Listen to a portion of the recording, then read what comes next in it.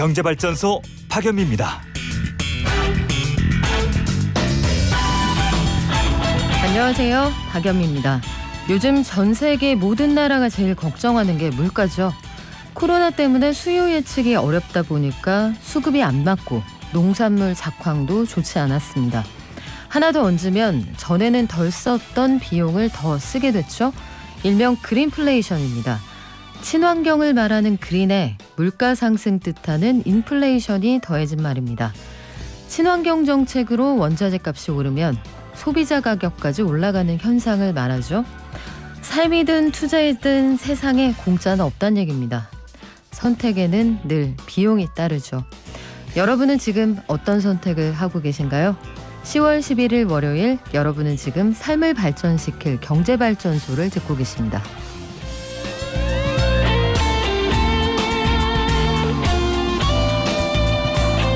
참 뜨거운 주말이었습니다. 대선 후보 결정하기 위한 정치권의 움직임. 오늘 새벽에도 여러 가지 움직임이 있는 상황인데요. 어떤 얘기 있었는지 여의도 특파원 김도형 기자와 함께 정리해보고요. 삼성그룹의 시가총액 700조 원이 무너졌습니다. 이어서 연쇄 대출 중단 사태를 우려하는 사람들이 늘어나고 있다고 하네요. 그리고 우리나라가 발행하는 외평채라는 게 있습니다. 외국환 평형기금 채권이라는 건데 환율 조정할 때 쓰는 기금을 모으기 위한 채권이거든요. 이걸 아주 낮은 금리에 발행했다, 이런 소식도 들어와 있네요. 10분 경제에서 정리해드립니다. 이어서 한 주간의 주식 전망 해보고요. 박연미의 경제픽에서는 P2P 유사수신 행위, 그러니까 P2P 개인 간에 돈 꾸고 빌린다는 얘기인데 여기에 낚이는 사람들이 많다, 이런 얘기가 들어와 있네요. 어떤 소식인지 알아보고요. 오늘 경제탐사에서는 한참 얘기가 많은 개발이익 환수제, 실효성 있는 대책이 있을지 한번 알아보겠습니다. 지난주부터 청취율 조사 계속 이루어지고 있고요. 경제발전소 박연미입니다. 응원해주세요. 방송 중에 샵 0951로 문자 주시면 녹용선물 세트, 감기능 개선제, 알로에즙 드립니다. 짧은 문자 50원, 긴 문자는 100원이고요. SNS, 인스타그램을 통해서도 저희 팔로우 해주시면 선물 드리겠습니다.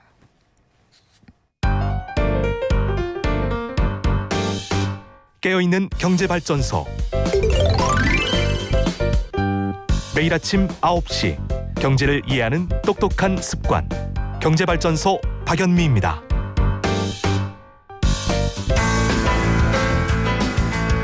토건 세력과 유착한 정치 세력의 부패 비리를 반드시 뿌리 뽑겠습니다. 부동산 불로소득 공화국이라는 오명을 없애버리겠습니다. 이재명 지지자들도 혀를 내두를 수밖에 없을 정도로 저는 증명하고 끝까지 파헤치겠습니다. 이재명을 확실하게 이길 사람, 저 유승민밖에 없습니다. 확인된 대인 범죄입니다. 그리고 기본 범죄 구도가 확실하게 나왔고 거기에 공동 주범이 이재명 성남시장. 이건 범죄 대선이 되는 거죠. 범죄자들끼리 붙는 대선이 그게 옳은 대선입니까? 대한민국 대통령이 되려면 도덕적으로 깨끗해야 돼요. 참 묻고 답할 게 많은 대선입니다. 이번에 더불어민주당 대선 후보 일단 확정이 됐군요. 예, 맞습니다. 제가 아침마다 여러 차례 전해드렸었는데 네. 이재명 경기지사가 결선 없는 본선행을 어제 확정지었습니다. 이 지사는 어제 서울 지역 순회 경선 및 3차 선거인단 투표 결과 최종 누적 득표율 50.29%로 본선행을 확정했습니다. 그 민주당은 과반을 얻는 후보자가 없을 경우에 1, 2위 후보자만 놓고 다시 선거를 하는 결선 투표제를 채택하고 있는데요. 이 지사가 과반을 획득함에 따라서 결선은 없이 바로 본선으로 가게 됐습니다. 이 지사는 지난 광주 전남 경선 그리고 3차 슈퍼위크 경선을 제외하고는 모두 과반이 넘는 1위를 기록을 했습니다. 이낙연 전 대표는 누적 득표율 39.14%로 2위, 추미애 전 장관은 9.01%로 3위, 박용진 의원은 1.55%로 4위를 했고요. 그 본경선에 나섰던 정세균 전 국무총리와 김두관 의원은 그 경선 도중에 사퇴했습니다. 네, 그런데 참 절묘한 숫자가 나왔습니다. 이재명 경기지사가 압도적인 차이로 본선행을 바로 확정지을 거다, 이런 전망이 당초에는 우세했잖아요. 예. 50.29%라는 아주 묘한 숫자가 나왔는데 3차 선거인단 투표 결과가 이런 결과를 만들었군요. 예, 맞습니다. 이 지사가 3차 선거인단 투표 결과에서 74,441표를 얻어서 28.3%를 얻었고요. 이낙연 전 대표가 155,220표로 62.37%를 얻었습니다. 거의 더블 스코어 이상 나는 거라서 굉장히 좀 의외인 결과죠. 기자들도 깜짝 놀랐습니다. 3차에서 일격을 이제 허용한 모양새인데 아무래도 해석을 하기가 굉장히 어렵지만 네. 대장동 개발 특혜 의혹이 많이 영향을 미치지 않았나. 왜냐하면 선거인단 같은 경우에는 직접 신청을 하는 구조거든요. 그렇기 때문에 표본이 딱히 달라질 이유가 없어요. 네. 그렇기 때문에 이 외에는 좀 해석하기가 어려운 상황입니다. 그래서 이낙연 측은 공식적으로 사실상 경선 불복을 시사를 했습니다. 왜냐하면 정세균 전 국무총리와 김두관 의원이 사퇴한 표가 그 과반을 판정하는 모수에 포함이 안 돼 있어요. 이분들의 표를 합산할 경우에 무효 처리가 돼 있는데 이분들의 표를 합산할 경우 49%대가 나오기 때문에 결선 투표를 실시를 해야 된다라는 주장이거든요. 앞서 한 차례 이런 주장이 한번 나오긴 했었는데 기각된 바 있어서 조금 상황을 지켜봐야 될 것 같습니다. 그래요. 어제 그 경선 끝나고 나서 이제 이재명 지사가 수락연설을 마치고 네. 이낙연 후보와의 포옹에 온기가 식기도 전에 네. 이낙연 캠프에서는 사실상 경선 불복에 해당하는 무효표 처리 이의 제기 얘기가 다시 한번 나왔습니다. 네. 오늘부터 아마 당무위에서 이걸 검토를 한다고 하는데 어떤 결과 나올지 저희가 다시 알려드리고요. 제가 인사할 시간을 안 드렸네요. 우리 아주경제 김도형 기자와 함께하고 있는 거 다들 알고 계시죠? 자, 이재명 경기지사 수락 연설문에서 어떤 경제 정책을 편다고 합니까? 일단은 제일 세게 얘기했던 게 특별히 한 가지 더 말씀드리겠다. 토건 세력과 유착한 정치 세력의 부패 비리를 반드시 뿌리 뽑겠다고 했습니다. 그리고 당선되는 즉시 부동산 대개혁으로 부동산 불로소득 공화국이라는 오명을 없애겠다고 했습니다. 그동안 주장해왔던 개발이익 완전 국민 환원제 그리고 건설 원가 분양 원가 공개 전국으로 확대하겠다라고 얘기를 했습니다. 또 이번 사건을 국민의힘 화천대유 게이트라고 명명한 후에 사업 과정에서 금품 제공 불법 행위가 적발되면 사후에도 개발이익을 전액 환수해서 부동산 불로소득이 소수의 손에 들어가는 거를 근절하겠다고 했습니다. 그리고 경제정책 관련해서는 본인의 트레이드 마크인 기본 시리즈를 강조했는데요. 국민의 기본권이 보장되는 보편복지국가를 완성하겠다고 하고 국가 전체 부의 총량을 키우는 것에 더해서 국민의 기본적인 삶은 보장해야 한다고 했습니다. 그리고 세계 최초로 기본소득을 지급하는 나라, 기본주택, 기본금융으로 기본적 삶을 지켜주는 나라를 만들겠다고 했습니다. 기본 시리즈에 대한 본격적인 검증도 이제 시작이 될 것 같은데 자, 한 주 내내 경제 관련해서 이런저런 정책들을 많이 내놓기도 했어요. 예, 맞습니다. 본선을 좀 본격적으로 준비하는 모양입니다. 지난 8일에 코로나19 손실보상 문제와 관련해서 손실금액의 100%를 보상해줘야 된다는 입장을 내놨습니다. 손실보상 심의위는 올해 7월 1일 이후 발생한 1억 원 한도 내의 손실 금액에서 80%를 보장해 주겠다고 얘기를 했는데요. 네. 이 지사는 발표 직후에 페이스북에 지급 기간과 대상 금액 기준 등 매우 아쉬운 결정이라면서 보다 전향적인 대책 마련을 촉구한다고 했습니다. 그리고 손실보상의 최종 결정은 손실금액 전액이어야 한다는 얘기도 했습니다. 대선 후보로 선출됐으니까 문재인 대통령에게 직접 요청할지도 좀 관심사입니다. 그리고 야권에서도 같은 주장이 나왔는데요. 유승민 전 의원은 왜 80%만 보상하냐. 재난지원금이 아니라 손실보상이다. 발생한 손실에서 100% 발생해야 한다고 했습니다. 그리고 임대료 그리고 인건비 같은 필수적 고용 비용까지 포함해서 계산해야 된다고 했습니다. 네, 일단 자영업자들이 듣기에는 반가운 소식인데 역시 재원 마련이 문제일 것 같고요. 경기도에서 지금 대장동 이슈는 뭐 계속 살아있는 이슈인데 부당이득 환수 지시 공문을 내렸다. 이게 경기지사가 할 수 있는 권한 안에 있는 모양이죠? 예, 그렇습니다. 경기도는 지난 6일 공문을 보내 판교 대장지구 개발 사업은 뇌물 등으로 수사가 진행 중이며 이해관계인이 뇌물을 받았다는 이유로 구속까지 된 상황이므로 이에 대비해야 한다고 했습니다. 그리고 성남시와 공사는 50% 과반 의결을 행사해서라도 사업자 자산을 즉시 동결, 보존 조치하고 개발 이익이 추가 배당되지 않도록 해야 한다고 했습니다. 이 지사가 대장동 개발에 대해서 좀 출구 전략을 고안해낸 것은 것으로 보입니다. 그 환수지를 보여주는 방식으로 본인에 대한 의혹을 차단하는 모양새입니다. 네, 이번에 국민의힘으로 가볼까요? 본경선 진출할 4명의 최종 후보자가 결정이 됐는데 그 어느 때보다 4등에 관심이 컸어요. 예, 맞습니다. 지난 8일 2차 컷오프 결과 발표에서 원희룡, 유승민, 윤석열, 홍준표 후보가 진출했습니다. 불러드린 이름은 가나다 순입니다. 네. 이것 때문에 논란이 좀 많았었습니다.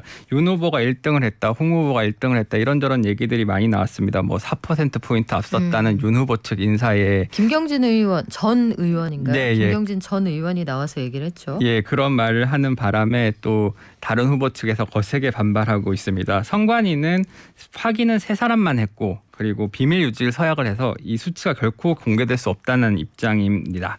본경선에 진출한 사이는 오늘 호남권 토론을 시작으로 10차례 토론을 하고요. 오는 11월 5일 최종 후보를 선정할 예정입니다. 자, 여야 간의 이제 최종 후보 선정이 얼마 남지 않았습니다. 국민의힘에서는 주식 공매도 제도 폐지 관련해서 이런저런 공방이 있는 모양이네요. 예, 맞습니다.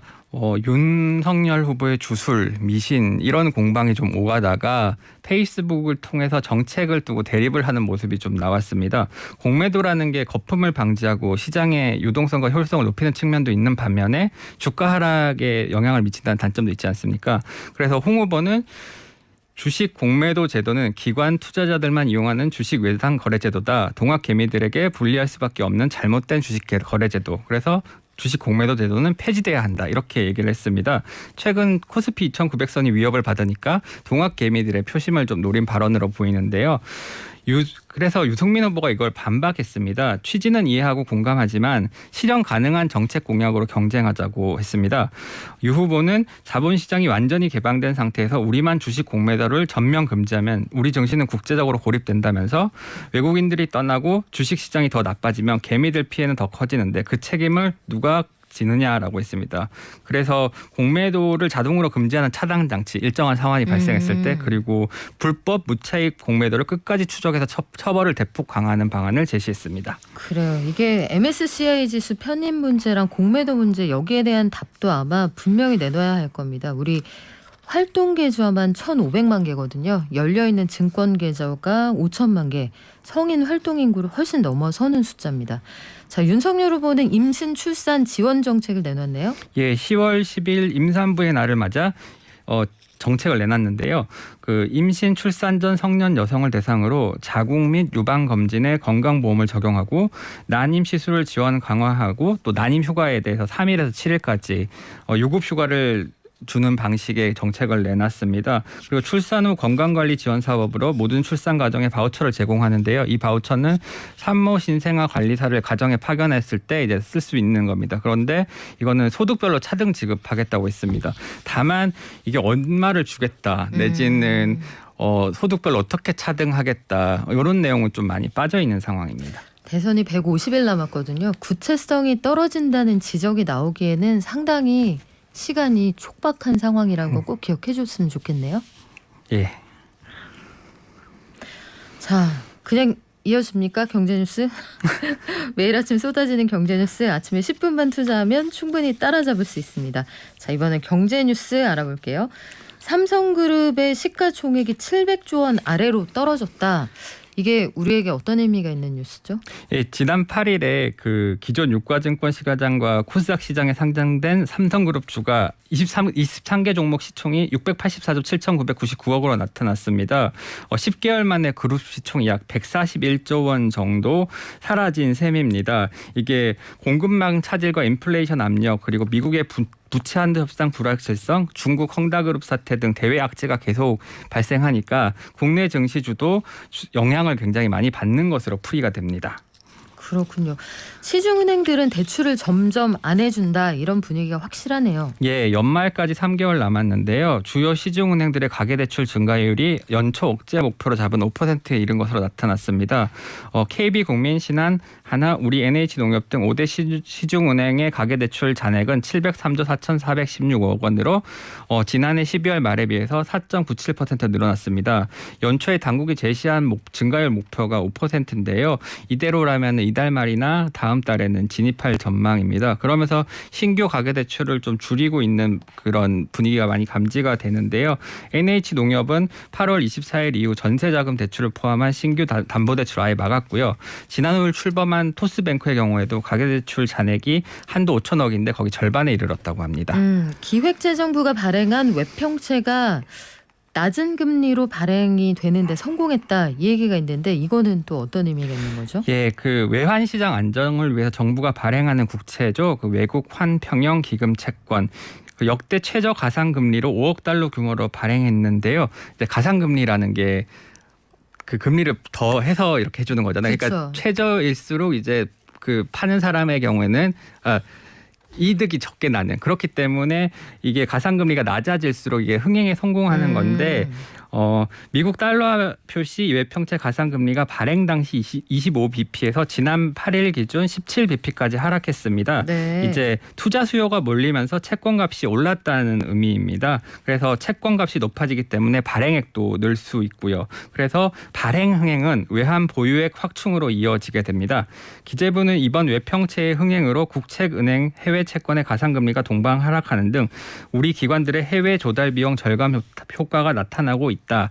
이러한 효과는 민간 금융기관, 기업의 신규 해외 채권 발행으로 이어질 것으로 기대된다고 밝혔습니다. 우리 외평채 발행할 때는요. 미 국채 금리를 베이스로 하고 여기에다가 이제 나라별로 신용도를 평가해서 몇 프로를 얹어서 발행할 거냐 이걸 결정을 하는데 한국이 낮은 금리에 발행에 성공했다라는 건 한국의 신용도를 국제사회에서 그만큼 높이 평가한다는 뜻입니다. 반가운 소식이네요. 지금까지 아주경제신문 김도영 기자와 함께했습니다. 고맙습니다. 감사합니다. 코로나19 확산세 속에서 여러 가지로 답답하신 분들 많을 텐데요. 연휴 끝날 때까지 안전하게 가급적이면 동선을 좀 줄여주시길 부탁을 드리겠습니다. 선제검사하시고 예방접종하는 것도 잊지 마시고요. 우리가 이동하지 않으면 코로나도 이동할 수 없습니다. 한국 증시 오늘 휴장인데 미국은 올라도 우리는 좀 주춤한 것 같기도 하고 사실상 한 주씩 다 가지고 있다는 삼성전자 주식도 요즘은 좀 재미없습니다. 앞으로는 어떻게 전개될까요? 미래에셋증권 미디어 콘텐츠 본부의 서상영 본부장이 미리 보기 해주십니다. 안녕하세요. 네, 안녕하십니까. 네, 일단 주가가 오르내리는 이 묘한 구조, 이 구조는 왜 이렇게 형성이 되는 겁니까? 뭐 간단하겠죠. 네. 사는 사람이 많으면 올라가고 파는 사람이 많으면 빠지고. 뭐든지 뭐 물가든 부동산이든 똑같은 거죠. 그렇죠. 그러니까 원하는 사람이 많으면 올라가는 거고 내다 팔고 싶은 사람이 많으면 떨어지는 건데 배당이 많이 주는 종목들 있잖아요. 예컨대 금융주 같은 거. 네네. 이런 것들은 배당 많이 주고 따박따박 입금을 해주는데도 주가가 확 올라간다 이런 시기는 없었던 것 같기도 하고요. 이 주식이라는 게 예전에 1700년대 때 네덜란드 동인도에서 네. 이제 배를 이제 일단은 출항을 시켜야 되는데 돈이 없어요. 그래서 이제 투자를 받은 것이 이제 주식의 처음이거든요. 네. 근데 이제 이거를 거래를 하거든요, 사람들이. 이제 그러면서 이제 증권 거래소가 생긴 거고. 근데 이제 그 배가 침몰을 했다 이런 거짓말을 막 퍼뜨려 가지고 폭락을 하면 그걸 또 사고 그때부터 주가 조작이 있었죠. 하하. 자, 그러면 이건 네. 뭘 얘기를 하는 거냐면 나중에 이제 그 배가 딱 들어왔을 때 수익이 엄청났다. 이런 것들을 알고 있는 사람이라면 그거를 막 쓸어 모으겠죠. 그렇죠. 근데 이제 그 먼 미래의 이익이 늘어나는 것을 알고 있는 거죠. 근데 금융주 같은 경우나 이런 것들은 여전히 배당은 주고는 있지만 먼 미래의 수익이 계속적으로 증가할 거냐 이 부분에 대해서는 고개를 갸우뚱. 그럴 때는 이제 주가가 별로 그렇게 안 움직인다라고 보시면 될 것 같아요. 가령 방금 전에도 말씀해 주셨던 네. 것처럼 삼성전자 같은 경우만 예를 들어서 보면 이번에 실적이 정말 잘 나왔어요. 네. 근데 다음 분기는 그 다다음 분기는 어떨까요? 지금 반도체 피크아웃 이슈가 나오면서 다음 분기, 다다음 분기는 영업이익이 계속 줄어드는 걸로 다들 전망을 하고 있다는 거죠. 네. 그러면 야 이거 조만간에 계속 빠지고 실적이 별로 안 좋은데 내가 굳이 이걸 갖고 있어야 돼? 라고 하면서 이제 파는 사람들이 많아지는 거죠. 음. 그러면서 이제 좀 별로 못 올라가는. 근데 가끔 보면요. 예컨대 삼성전자 이번에 실적도 보면 분기 기준 최고잖아요. 네네. 사실 분기에 70조씩 버는 회사가 없단 말이죠. 음. 근데 어떨 때는 많이 벌어서 칭찬하고 막 어머 이건 사야 돼 이러더니 어떨 때는 아휴 여기가 끝인가 봐 이렇게 하면서 미리 실망하고 떨어지는 요 심리가 참 궁금하기도 하고 어느 쪽에 내가 베팅을 해야 되는 건가 이거 참 헷갈리거든요. 가장 중요한 게 우리나라의 수급의 주체, 그러니까 우리나라 가격 결정을 하는 수급 주체가 누구냐. 많은 분들은 개인 투자가다, 기관이다, 뭐 외국인이 하는데 결정적인 요인은 외국인이라고 보시면 돼요. 이게 돈이 워낙에 많고. 네. 근데 우리나라 산업 구조를 보면 반도체, 뭐 자동차, 조선, 정유화학 이게 분류가 잘 돼 있습니다. 그러다 보니까 우리나라의 외국인들이 투자를 하더라도 아니면 투자를 하지 않더라도 우리나라의 전체적인 경제 상황을 주시를 하고 있는 게 특징이라고 보시면 돼요. 왜 그러냐면 우리나라 같은 경우는 수출 의존도가 되게 높잖아요. 그렇죠. 그래서 글로벌 경기가 좋으면 우리나라 수출이 어마어마하게 늘어난다. 네. 그러면 당연하게 기업들, 수출 기업들 같은 경우 실적이 당연히 좋아지는 거고 그래서 그러면 당연히 우리나라 주식에 투자를 하겠죠. 근데 지금 당장 실적이 엄청나게 좋다 하더라도 문제는 뭐냐면 글로벌 경기가 별로 안 좋아. 그러면 향후에 얘네들의 실적은 별로 안 좋을 거라는 것들은 뭐 수출이 별로 안 좋으니까. 네. 그러면은 당연히 이 외국인들 입장에서는 계속 우리나라 주식을 팔겠죠. 그래서 우리가 남의 나라 경제 사정, 남의 나라 증시에도 꾸준히 관심을 가져야 되는데 자, 글로벌 경기가 그래서 중요하다는 건 알겠어요. 그래서 그러면 지금 우리가 어느 구간을 지나고 있느냐 요걸 판단하는 게 중요한데 현재 경기 상황은 대체 어떤 겁니까? 이게 청취자분들도 많이 이제 어려운 용어들이 많잖아요. GDP가 어쩌고, GDP 갭이 어쩌고, 어려워요. 그거 되게 어렵잖아요. 뭐 쇼티지가 쇼티지. 났다는 둥. 네. 근데 간단하게 생각하시면 돼요. 예를 들어서 기자님이 이제 볼펜이 갖고 있잖아요. 네. 이 볼펜을 갖고 있는데 이 볼펜 나는 하나를 사려고 소매점을 가요. 네. 그러면 소매점에서는 그 볼펜을 하나만 갖고 있는 게 아니라 진열해 놓는 게 한 10개 정도를 갖다 놓는다고 쳐요. 그렇죠. 그러면은 이 소매점이 도매점한테 내 10개를 주문을 하면 그 도매점은 10개가 아니라 20개, 30개를 갖고 있겠죠. 재고 쌓아놓는 거죠. 그럼 이 도매점은 공장에 주문을 할 때 20개를 주문하겠지만 공장은 한 50개를 만들어 놓거든요. 그럼 당연히 또 이제 원재료는 더 많이 그렇죠. 들어가고. 그러니까 나는 이거 볼펜 한 자루를 사려고 하는데 공장은 한 50개를 만든다는 거죠. 그러면 내가 이 볼펜 하나를 사지 않는다. 그럼 공장은 50개 만들던 그 공장은 멈추겠죠. 그러니까 간단하게 생각하면 네. 우리나라의 위치가 어디냐. 이게 미국의 2008년도 금융위기 때 보면 미국의 소비가 한 3개월에 걸쳐서 한 2% 정도가 감소를 했어요. 그랬는데 향후 이제 몇 개월 지나고 나서 미국의 산업 생산이 한 10%가 감소를 하고 우리나라 수출이 향후에 반토막이 납니다. 야, 자, 미국 소비가 약간 줄었을 뿐인데. 네. 자 그러면 기자님이 만약에 청취자 여러분들이 전 세계에 투자를 하는 펀드 매니저다. 네. 미국의 소비가 감소하고 글로벌 경기가 좀 이상해? 그러면 미국 주식을 파는 게 아니라 당연히 우리나라 지금 현재 그 전까지만 해도 경기가 정말 좋기 때문에 네. 우리나라 기업 실적 좋고 어쩌고 저쩌고 하면서 우리나라 막 언론들도 막 하잖아요. 그렇죠. 실적 좋고 막 어쩌고 저쩌고 하는데 우리나라 주식을 막 팔아요. 왜 그러냐면 몇 개월 후에 우리나라 수출이 반토막 나면서 수출이 급격하게 감소한다는 거는 수출 의존도가 높은 우리나라 기업들의 실적이 향후에 급격하게 빠진다는 거죠. 그래서 이른바 증시의 선반영이라는 단어가 있는 거군요. 근데 많은 분들이 네. 뭐 우리나라는 시딕이다 뭐 어쩌고저쩌고 막 그런 내용들을 자극적인 용어를 많이 쓰지만 전 세계에 투자를 하는 외국인들 입장에서는 당연하죠. 글로벌 경기가 피크를 이루고 빠질 때는 향후에 우리나라 수출이 감소를 할 수밖에 없고 그렇기 때문에 당연히 우리나라 기업 실적들은 별로 안 좋아. 그러면은 그러게 말이에요. 그러면 지금 투자자들이 제일 궁금한 건 뭐냐면 그래서 향후의 경기 전망이 사실 상반기 비해 하반기 들어서 굉장히 좀 우울해지고 있는 건 맞거든요. 네. 근데 이런 상황에서 나는 아직 손절 혹은 익절을 하지 못했단 말이에요. 이 그 비자발적으로 내 주식은 장기 투자 반열에 접어들었는데 투자를 좀 멈추고 당분간 안 들여다보면 되는 건지 아니면 종목을 바꿔줘야 되는 건지 지금이라도 손절을 해야 되는 건지 요게 아마 제일 궁금하시지 않을까 싶어요. 그렇죠. 지금 현재 막 여러 가지 이슈들이 너무 많잖아요. 맞아요. 방금 전에 말씀해 주셨던 네. 성나그룹 이슈라든지 뭐 여러 가지 이슈들이 정말 많은데 야, 이러한 이슈들이 과연 이게 공급망 문제도 그렇고 글로벌 경기에 얼마만큼 영향을 줬냐. 네. 지금 다들 경제 지표들이 피크를 이루고 빠지고 있는 상황이라는 거죠. 그러면 경기는 이미 고점 찍고 빠지고 있다는 것들은 당연한 거고 네. 우리나라 수출 증가율 자체도 얼마 전만 해도 40% 50% 전년 대비 물론 기재 효과도 있었지만 뭐 그렇게 늘어나고 얼마 전만 해도 한 20%대 수출이 계속적으로 늘어나고는 있지만 뭐 이게 사상 치고치다 어쩌고저쩌고 얘기를 하지만 증가율 자체가 떨어진다는 거는 향후 미래에 있어서 기업들의 그 수출이 계속적으로 둔화될 수밖에 없죠. 네. 그럼 기업들의 이익 자체가 별로 그렇게 좋은 모습은 아니죠.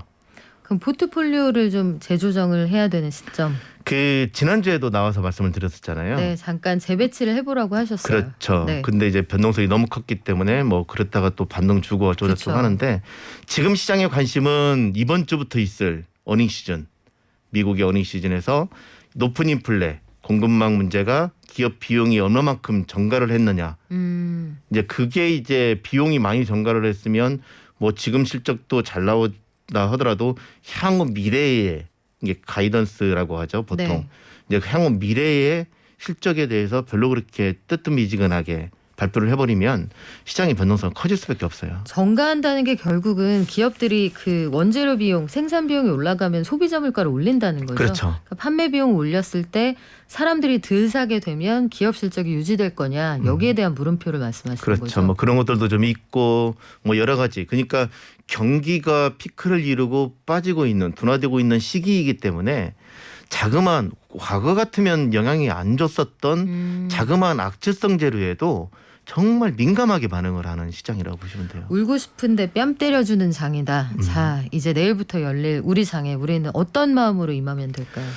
일단 미국의 고용보고서가 나왔어요. 네. 근데 이제 뭐 언론이나 이런 데서는 정말 뭐 또 쇼크다라고 하지만 그 안에 세부 항목을 좀 보면 결국은 지방 정부의 교육 문제, 교육자들이 이제 감소를 했어요. 거의 한 20만 건 가까이가. 근데 16만 건 정도가.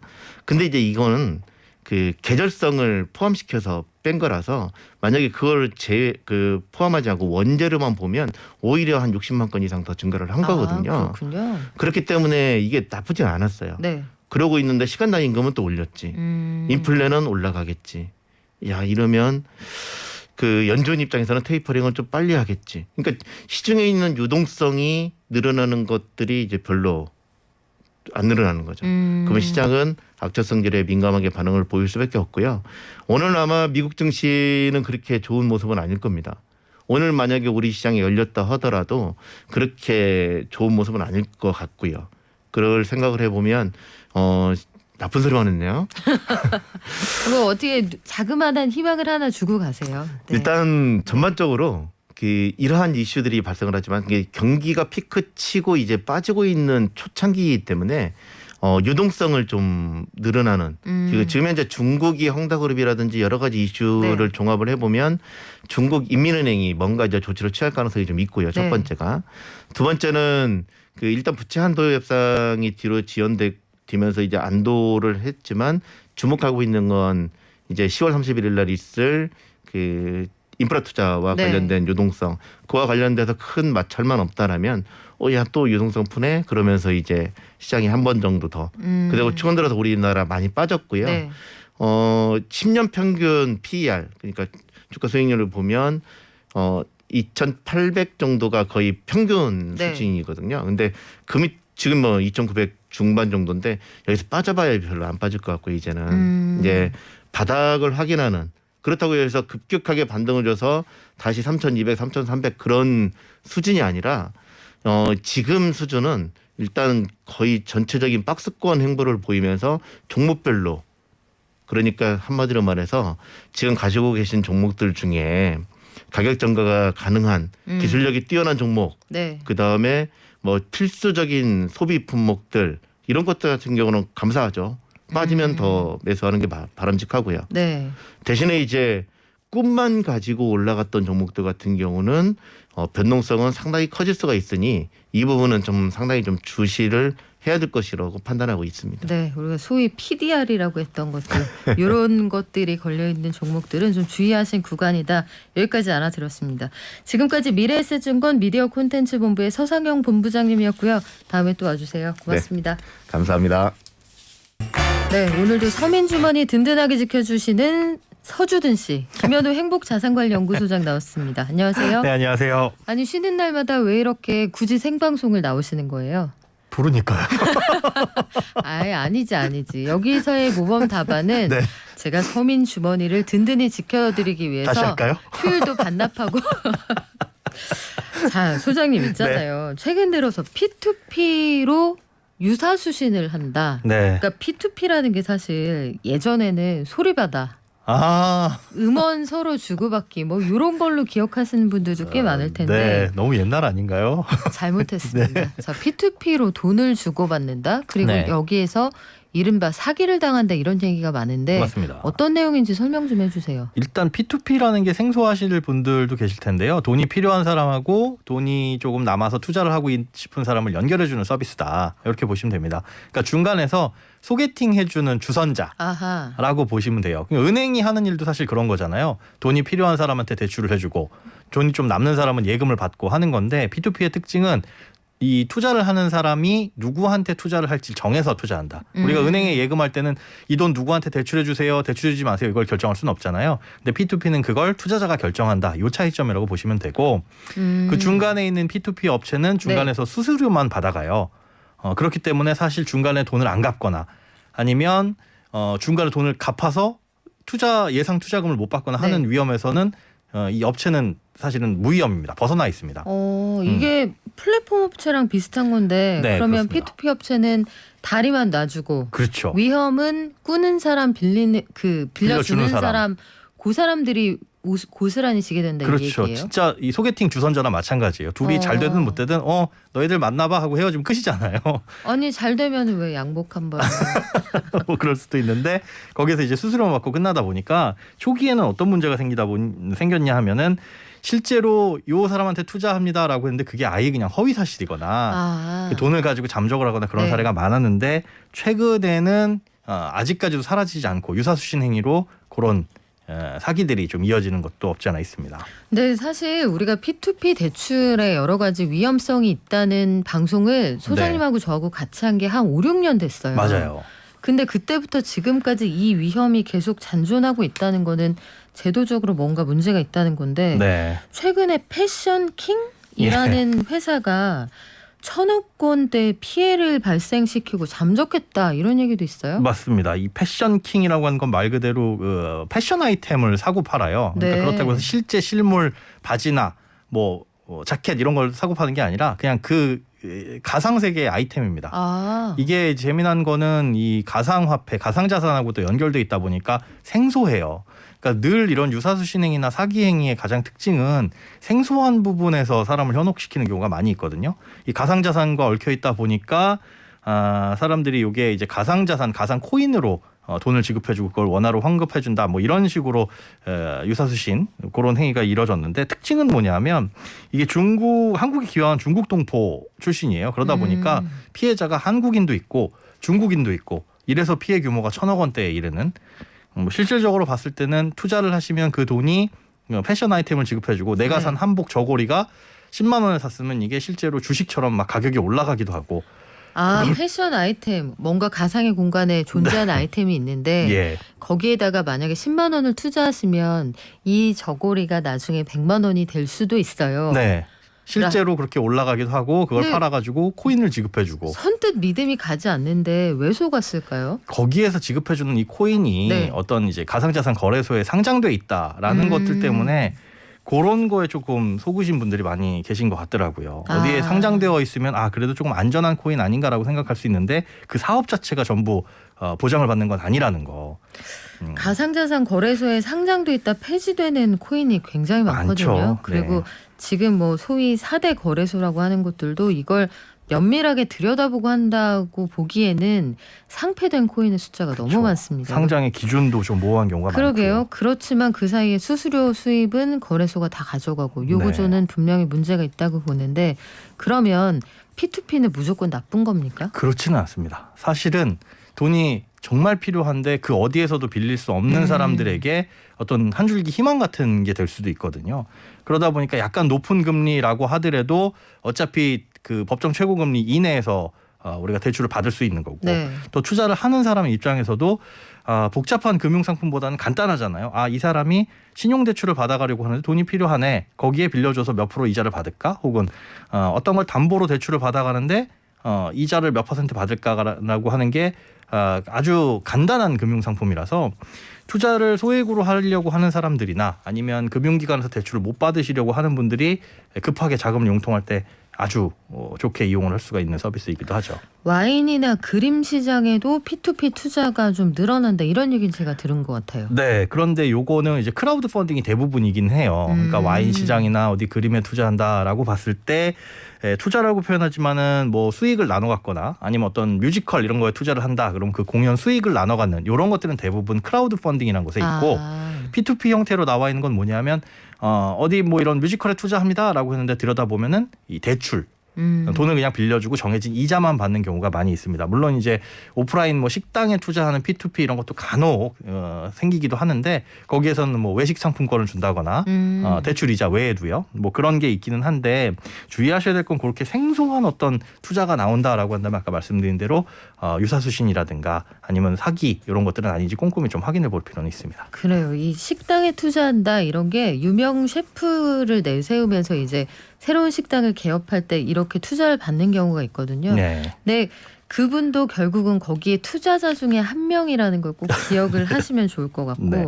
그러면 정말 대출이 필요한데 대출 안 되는 사람 입장에서는 여기까지 듣고도 고민을 할 수가 있어요. 네. 나는 경기가 어렵고 대출이 막혀 있는데 급전이 소액으로 필요하다. 예. 뭐 P2P로 굉장히 큰 돈이 오갈 것 같지는 않은데 P2P 업체에서 약간 높은 금리로 돈을 빌리는 게 본인 입장에선 간편하거든요. 네, 그렇죠. 이럴 때는 어떤 선택을 하는 게 좋을까요? 실제로 금융기관에 막혀 있을 때 대출을 빌리시는 분들이 있어요. 그리고 지금 현재 공공연하게 사실 어떻게 보면은 이 대출을 해주는 이 중간에서 소개해 주시는 상담해 주시는 분들이 소개해 주는 방법이기도 해요. 규제가 많이 걸려 있잖아요. 네. 그러다 보니까 은행이라든지 뭐 이금융권에서 대출이 안 나오는 경우 P2P 업체를 통해 가지고 주택담보대출이나 이런 걸 여유로 받을 수 있습니다. 아이고. 라고 할 수 있는데 사실 집을 사는데 돈이 부족하거나 아니면 네. 전세자금 대출이 막혀 있는데 급하게 필요하신 분들은 이쪽을 이용을 하실 수도 있는 거죠. 그리고 실제 시장에서 우리가 보면 대부분 있는 게 아파트를 분양받게 되면 네. 분양가는 시세보다 낮은 경우가 일반적이죠. 예를 들어 시세는 8억이고 분양가가 5억이다. 그러면 잔금을 치르는 시점에 가가지고 이 분양가 5억짜리 주택이 8억으로 인정을 받으면 대출이 조금 넉넉하게 나오겠지만 네. 그렇지 않은 경우들이 대부분이에요. 어느 정도 일정 시일이 지나야 8억으로 인정을 받는데 그렇게 어느 정도 인정을 받을 때까지 기간이 한 3개월에서 6개월이 걸립니다. 입주 이후에. 그러면 그 3개월에서 6개월 동안 어딘가에서 돈을 빌려셔야 할 분들은 이 P2P로 돌아서는 경우가 많이 있어요. P2P 업체는 규제에서 벗어나지만 그걸 빤히 알고 있거든요. 네. 이거 분명히 시세대로 적용받으면 은행에서 대출 나오고 이건 안전한 채권이다라고 생각하면 그걸 연계해주는. 그러다 보니까 사실 급하신 분들이 조금 높은 이자를 부담을 하면서라도 이런 P2P를 이용하시는 경우도 실제로 많이 있다는 거죠. 이게 참 그 제도의 허점을 이용한 것 같기도 하고 네. 급한 사정을 생각을 하면 이른바 좀 그 중금리 이상의 네. 이자를 물고 몇 달 빌려서 갚을 수 있다 이런 모르겠는데 나쁜 케이스가 있어서 항상 조심하셔야 된다고 봐요. 이 배추도사님이 이런 의견 주셨어요. 네. P2P 거래하지 마시오. 원금과 이자 받기가 어렵습니다. 아하. 추심한다 하지만 돈 빌린 사람이 안 갚으면 끝입니다. 경험자로서 몇 글자 써봅니다 하셨는데 좋은 지적입니다. 이건 요거를 그 빌린 사람하고 꿔주는 사람 사이에 신뢰를 만들어주는 게 수수료 받아가는 P2P 업체의 역할 아닙니까? 그렇죠. 그 P2P 업체는 이런 거 안 해주고 그럼 뭐 해주는 거예요? 이게 사실은 이 투명하지가 않은 시스템이에요. 그러니까 빌려가시는 분의 어떤 신용 등급이랑 신용 점수를 네. 우리가 금융기관에서는 체크를 하잖아요. 그런데 그런 신용 등급 같은 걸 P2P 업체에서는 자체적으로 만듭니다. 대부분의 P2P 업체들이 P2P 업체마다 선정해 놓은 기준에 따라서 뭐 A 등급에서 D 등급까지 이렇게 나누기도 해요. 근데 그런 것들을 평가할 수 있는 능력이 있어요, 실제로? 없다는 거죠. 그게 이제 전혀 객관적이지 않다라고 제가 보기에도 그렇게 느껴질 정도로. 그 신용 등급을 뭐 바이오리듬에 따라 정하고 이럴 수는 없잖아요. 그래서 뭐 이걸 MBTI에 따라서. 네. 그래서 이거를 A 등급에서 D 등급으로 나눴다. A 등급 그러면 뭔가 우량해 보이잖아요. 네. 근데 실제로 P2P를 이용하시는 분들이라고 한다면 은행에서 대출이 막혔고 금융기관에서 안 되는 경우에 비싼 금리를 부담하면서 이쪽으로 오시는 분들이 어쩔 많은데 수 없이 가는 분들이 많은데. 그렇죠. 그 중에서 A 등급이라고 보시는 게 맞을 것 같아요. 그런데 그렇다면 돈을 거기 투자한다, 내 돈을 꿔준다고 할 때도 신중하셔야겠네요. 네, 그렇습니다. 그래서 그거에 채무 불이행 사태가 일어났다라고 하면 은행 같은 경우에는 그 은행이 책임을 지잖아요. 네. 그런데 이 P2P 업체는 사실 연기하고 투자에 대한 책임은 오롯이 다 투자자에게 있습니다. 오호. 라고 하다 보니까 이런 부분에 있어서 사실은 피해가 발생을 할 수도 있다. 하이리스크 하이리턴이란 얘기인데 네. P2P 대출 이거는 DSR 규제 대상도 아닌 거죠. 네, 그렇습니다. 사실은 모든 규제에서 벗어나 있다라고 보시면 돼요. 그러다 보니까 우리가 주택담보대출을 받을 때 LTV라는 거 적용하기도 하고 그쵸. 좀 전에 말씀해 주신 총부채 원리금 상환 비율, 이 사람이 1년 동안 갚는 원금과 이자가 얼마인지, 소득을 초과하지는 않는지 이런 부분도 전혀 보지 않기 때문에 실질적으로 연체가 현재 없고 이 사람의 신용 점수상에, 그리고 대출이 필요한데 빌려간 이력이 있다고 한다면은 그 업체에 더욱더 좋은 조건으로 대출이 나옵니다. 자, 그러면 자체적으로 기준을 만들고 규제는 안 받는다. 이거 관리 감독하는 당국에서 들여다봐야 되는지 몇 년째 사실은 제가 방송에서 이 아이템을 다루고 있거든요. 예. 그러면 여기에 대한 관리 감독은 관리 감독대로 해야 되는데 이자가 높다는 거는 일단 유념을 하셔야겠네요. 그렇습니다. 뭐 P2P 금리 같은 경우는 주택담보대출은 연 한 7에서 10%. 그러니까 담보대출임에도 불구하고 꽤 높은 수준이죠. 높네요. 그리고 개인 신용대출 같은 경우에는 신용 점수에 따라서 달라지겠지만은 낮아봐야 한 5에서 7%, 그리고 한 20% 정도 그냥 법정 최고금리 이렇게 적용을 받는다라고 보시면 됩니다. 그럴게요. 아마 신용대출 5에서 7%도 많지 않을 겁니다. 이거 네. 잘 안 될 거고요. 주택담보대출이라는 건 집이라는 실물이 명확하게 있는데도 7에서 10% 굉장히 높은 수준인 건데 그렇죠. 투자자들에게 수익금 돌려줄 때도 결국 이자 받아서 수수료 떼고 그다음에 돌려주는 거 아니에요? 그렇습니다. 그러면 가능하면 높은 이자를 선호하겠네요. 높은 이자를 선호할 수밖에 없는데 네. 그러면 조금 전에 말씀드린 대로 하이리스크 하이리턴. 근데 사실은 저는 하이리스크 하이리턴이라는 표현보다 그러니까 고위험 중수익 정도? 고위험 중수익이면 약간 손해보는 느낌이 그렇죠. 드는데요? 이 리스크로 봤을 때 금융기관이 거절한 음. 대출 채무자들이잖아요. 네. 그런데 리스크는 그만큼 높은데 우리가 얻어갈 수 있는 수익은 그렇게 크게 높지 않다는 거, 10%대 안쪽이라는 걸 생각하면 위험 대비해서 이게 과연 적당한 수익인가는 조금 의문이 남습니다. 저는 여기에서 확실히 감지했습니다. 소장님은 이 상품 비추. 네. 세상엔 얼마든지 비슷한 위험의 상품들이 많이 있는데 그렇게 비교를 해보면 네. 그 상품들이 조금 더 높은 이익을 주더라고요. 그걸 생각해 보니까 그거네요. 투자를 한다고 쳤을 때 금융기관에서 대출 안 되는 분들한테 투자를 한다는 것 자체가 일단 네. 굉장히 위험 부담이 있는 거고, 그 서브프라임 모기지가 그런 거 아니에요. 그렇죠. 그러니까 우량 등급에서 다 제외되는 이 정크 수준의 채권을 돌리다가 2008년에 세계 금융위기가 발생을 했다. 이 사실도 한번 기억해 보시면 좋을 텐데, 자, 투자자들이 그럼에도 불구하고 저는 관심이 있습니다. 네. 안전장치가 부실합니다 해서 이런 투자자들을 보호하기 위한 게 온라인 투자 연계 금융업법 이거잖아요. 네. 온투법. 온투법 이거 시행이 됐는데 네. 그런데도 왜 이렇게 부실하게 되는 거죠? 온투법은 이런 거 위험하니까 조심하세요, 조심하세요를 조금 더 크게 얘기하는 정도인 것 같아요. 그건 저희가 해도 되는데. 네. 그런 정도라 플랫폼 예를 들어서 무슨 땡땡페이 같은 곳에서 네. 이런 거 많이 중개했거든요. 그런데 지금은 중개하는 게 싹 사라졌습니다. 이런 거 위험하니까 너희들이 중개를 할 때는 제대로 된 설명을 해라 라고 하다 보니 페이 입장에서는 그걸 하기가 굉장히 껄끄럽거든요. 본인들이 책임을 져야 될 부분도 생기고 그러다 보니 아예 이런 거 하지 말자라고 결정을 한 곳들도 많고, 사실 온투법은 절차를 조금 더 껄끄럽게 하고 투자자로 하여금 세부 내용을 조금 확인한 다음에 투자를 결정하라라는 정도지 그 투자 대상에 대한 위험도를 제3의 기관에서 평가를 하거나 이런 안전장치가 있는 건 아니기 때문에 그 부분은 투자자로서도 유념을 계속 하셔야 됩니다. 네, 투자자분들은 투자 자체를 한번 다시 고려해 보실 필요가 있을 것 같고 여기까지 문을 두드렸을 때 얼마나 절박한 마음이시겠습니까마는 이거 외에 일단 국가에서 여러 가지로 보증해주는 그런 중금리 대출을 먼저 다 알아보시고 가보시는 게 좋지 않을까 싶습니다. 지금까지 행복자산관리연구소 김현우 소장이었습니다. 고맙습니다. 네, 고맙습니다.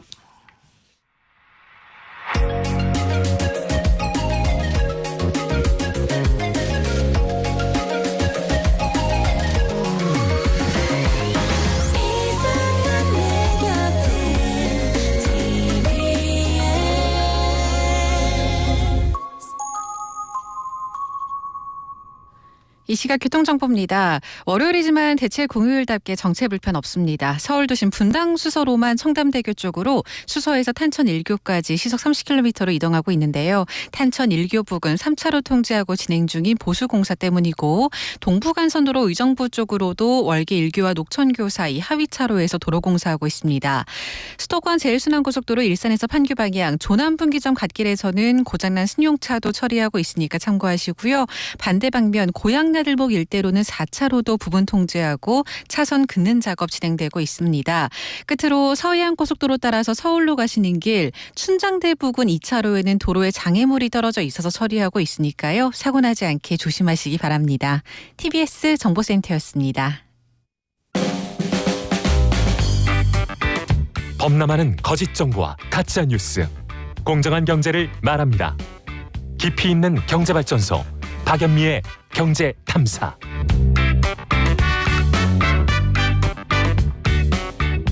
네, 사실상 모든 이슈를 빨아들이고 있는 대장동 개발 사업 논란, 개발이익 환수제 개선 방안 논의가 그래서 본격화될 전망인데 앞으로 이 개발이익 환수제 어떻게 하면 좋을까요? 그리고 뭐가 문제일까요? 삼세상 연구소의 홍성만 연구실장님과 함께 따져볼게요. 안녕하세요. 네, 안녕하세요. 자, 대장동 개발 사업 이거 뭐 등장인물 일단 너무 많고요. 네네. 구조도가 복잡합니다. 어떤 문제가 있었는지 간단하게 프로차트만 한번 정리를 해볼까요? 네, 이름도 대장동이라서 일단 뭐 개발이익 환수에서 크게 이제 세 가지 문제가 좀 지적이 됐는데요. 네. 첫 번째로는 이제 말씀하신 그 개발 부담금을 납부해야 되는데 이게 감면받았다는 거고요. 두 번째로는 이제 이게 민관 합작 사업입니다. 그런데도 불구하고 이제 민간 사업자들한테 개발 이익을 다 몰아주게 했다. 이게 이제 두 번째 문제고, 그 세 번째 문제는 이 수도권의 이제 대형 개발 사업인데 분양가 상한제가 적용되지 않았다. 그래서 이제 이 투기 세력들에게 수천억 원에 달하는 이제 개발 이익을 안겨줬다는 그런 문제들이 있습니다. 자, 우리 좀 들여다보면 대장동 개발 사업, 개발 부담금을 한시적으로 감면받을 수 있는 특례 적용 대상이었다 이렇게 얘기를 네. 하고 있는데 이게 무슨 얘기인가요? 예, 이 공공 개발을 하게 되면 이제 수익이 발생하면 개발 부담금으로 이제 환수하는 게 원칙인데요. 이게 이제 애초에는 이제 그 개발 이익 전체 이제 50%로 환수하다가 뭐 지금은 많이 줄었어요. 20%로 이제 줄어들었는데 그런 데다가 이게 2015년에 그 당시 이제 새누리당 의원들, 그러니까 지금 이제 국민의힘 의원들이죠. 주도로 해서 이제 개발 부담금 그 감면 시기를 2018년까지 늘렸습니다. 그때 대장동이 들어가서 그 개발 부담금 50% 감면 대상에 포함됐죠. 그렇군요. 일단 개발 부담금도 감면이 됐다. 그리고 민간업자들이 네. 개발에 따른 이 수익을 지나치게 많이 챙겨갔다. 이게 논란이 되는 거잖아요. 네, 이게 가장 큰 이제 핵심적인 논란인데요. 이 도시개발법에는 규정이 없어서 그 민관 합작 그 투자인 경우에는 이 민간 사업자들이 개발 이익을 모두 다 가져갈 수도 있는 그런 상황이라고 합니다. 그래서 이제 이 그 대장동 사업도 그렇게 설계가 됐는데 이 시행사인 성남의뜰 배당금을 보게 되면은 성남시가 이제 그 전체 지분의 한 50% 이상을 좀 갖고 있거든요. 민간 사업자들에 비해서 13배나 많은 이제 자본금을 투자했는데도 불구하고 배당금은 이제 30%가 채 안 되는 1,800억 정도 이제 가져갔다고 그러고요. 그리고 이제 그 화천대유나 이제 천화동인 같은 민간 사업자들 같은 경우에는 지분이 이제 7%밖에 되지 않아요. 근데 이제 배당금은 68%인 4,040억을 수령했다고 합니다. 그래요. 가장 문제가 됐던 부분인데 분양가 상한제는 어떻게 피해갔습니까? 네, 이거는 이제 그 한마디로 대장동은 이제 분양가 상한제 사각지대라고 좀 볼 수 있는데 2015년에 이제 폐지됐던 민간 택지 그 분양가 상한제가 2019년에 다시 부활이 됩니다. 근데 이제 일부 지역에 이제 국한해서 시행이 됐거든요. 그 서울과 이제 수도권 일부 지역에만 시행이 됐는데 여기서 대장동은 또 빠지게 돼 있어요. 됐습니다. 그래서 이제 이 참여연대 분석에 따르면은 이 화천대유가 이 아파트 분양에서 올린 매출액이 이제 1조 3,890억 원 정도 된다고 해요. 굉장히 많은 숫자인데요. 이게 만약 분양가 상한제를 적용받았다면 1조 1,000억 원대 수준이 됐다고 해서 약 한 2,700억 정도의 이제 차익을 남기지 않았냐 이렇게 이제 분석들을 하고 있습니다. 아, 이게 민관 합작인데다가 그 분양은 민간 아파트로 돼 있어서 분양가 상한제도 피해갔군요. 네, 그렇습니다. 자, 그러면 개발이익이 민간업자에게 몰렸다. 3종 세트가 도움을 주었다 이런 얘기인데 구체적으로 우리가 아주 눈을 부릅뜨고 화내야 되는 내용이 어떤 건가요? 예, 좀 눈을 부릅뜨고 좀 개발이익 환수 제도를 좀 바라보면 이거를 이제 강화하자는 것에 대해서는 이견이 없습니다. 이 국민의힘에서도 개발이익 환수 제도를 강화하는 지금 법안을 좀 낸 상태고요. 근데 이제 문제가 뭐냐면은 이거를 이제 환수 조치를 강화하는 시점이 좀 문제가 되는 거거든요. 근데 이미 어떻게 보면 이제 부동산 시장의 좀 고점이 뭐 지나가고 있는 그런 상황에서 이게 저 환수 조치가 강화돼 봐야 이미 이제 돈 벌 사람들 다 벌었고 투자금도 일정하게 다 회수한 그런 시점이기 때문에 이게 일종의 이제 뒷북 강화 이런 이제 지적들이 좀 많은 그런 상태이고요. 그리고 이제 개발이익 환수 제도는 가장 큰 문제가 뭐냐면은 이게 정책 일관성이 없습니다. 이게 부동산 시장 등락이나 그다음에 이 정치권의 어떤 정책 변화에 따라서 이게 강화됐다가 완화됐다가 뭐 심지어 폐지됐다가 이런 일들이 이제 계속 반복해서 일어나고 있는 그런 상황이거든요. 자, 그래서 문제가 뭐냐면은 이런 상황을 이용해서 투기 세력들이 강화되는 시점에서는 개발 사업을 중단해요. 그러면 또 공급이 줄지 않습니까? 그래서 또 집값이 올라가게 되고 그렇게 되면 기준을 완화하자는 얘기가 나오겠군요. 다시 이제 기준을 완화하게 되면 그때 다시 이제 어떤 투기적인 이런 개발 사업 붐을 막 일으켜서 또 집값을 올리는 식으로 대응을 해 왔다는 거죠. 가장 대표적인 사례가 이제 강남 지역의 이 재건축 그 초과이익 환수 제도가 그런 식으로 운영이 되면서 사실은 이제 정책 실효성이 없어지고 강남 집값이 이제 또 대규모 이제 대폭 올라가는 그런 이제 계기가 되었다고 합니다. 그러면 결국 정부에서도 얘기하는 것처럼 공급을 늘리는 게 가격을 떨어뜨리는 전공법인데 공급을 그렇다고 또 줄일 수는 없단 말이에요. 그리고 민간 사업자한테 억지로 개발해라 이럴 수도 없다고요. 그럼 어떻게 해야 됩니까? 자, 일단 가장 먼저 좀 지적이 좀 돼야 되는 게 기본소득당 이제 용해인 의원의 이제 이야기인데요. 뭐 현재 같은 상황에서는 이제 100% 공공 개발을 한다 하더라도 전체 개발 이익을 모두 다 환수하기는 어렵다고 합니다. 그 이유가 어떤 거냐면 이게 지금 공공 개발해서 택지를 분양하는데 이거를 민간에 매각하는 그 순간, 그 분양하는 그 순간 개발 이익이 이제 민간 쪽으로 넘어가기 때문에 그 공공 개발을 하더라도 택지 매각 같은 그런 방식이나 매각 같은 그런 분양 방식이 아니라 뭐 토지 임대부 주택 같은 이제 공공 소유제를 적용해야 한다. 뭐 그런 이제 주장들이고요. 그리고 이제 홍준표 의원의 이제 반값 아파트도 사실상 이제 토지 임대부 주택에 기반한 그런 이제 정책이라고 좀 보여집니다. 그러니까 이제 뭐 정리해서 말씀드리면 개발이익 환수 제도는 강화돼야 된다. 하지만 이제 이 제도를 뒷받침하기 위해서는 뭐 이 토지 공개념이나 공공 소유를 좀 먼저 확립해야 되고요. 최소한 이 환수 제도만큼은 어떤 상황에서도 변함없이 일관된다라는 그런 이 국민적인 공감대와 법제화가 필요한 게 아니냐 그렇게 보여집니다. 네, 대선 레이스에서 이 문제가 어떻게 다뤄지는지 저희가 면밀히 보겠습니다. 참세상연구소 홍성만 실장과 함께했습니다. 고맙습니다. 네, 감사합니다. 자, 우리 선물 받으실 분 알려드릴게요. 간기능 개선제 1928님, 알로에즙 5791님, 녹용 세트 0511님 축하드립니다. 저희가 가끔 거기 선물 고르시는 분이 연령대가 좀 있으신 그런 것 같습니다. 저도 뭐 잘 모르겠습니다만 주시면 감사히 받고 감사히 나눠드릴게요. 고르비님 의견도 저희가 참고하겠습니다. P2P 거래 위험합니다. 의견 많이 주셨고요. 그래요. 그 취약차주들이 어떻게 하면 대안을 찾을 수 있을지 그런 부분도 함께 고민을 해보겠습니다. 저희 내일 다시 올게요. 발전.